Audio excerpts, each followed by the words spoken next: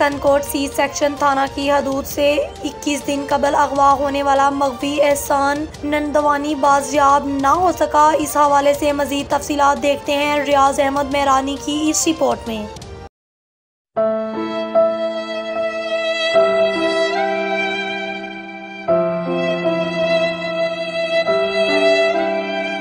कनकोट C section थाना की हदूद से 21 दिन कबल अगवा होने वाला मुगवी एहसान नंदवानी ताहाल बाजियाब न हो सका।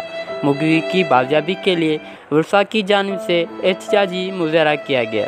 असां इहो कुझु चवंदासीं, महिरबानी करे असांखे एहसान नंदवानी बाजियाब थी मिली। 21 ॾींहं 20 थिया आहिनि, हिन टाइम ताणी असांखे कुझु बि न थियो। पुलिस छा थी चए? पुलिस ईअं बि आसरा ॾिए थो त अॼु सुभाणे तव्हांखे मोटाए ॾींदासीं।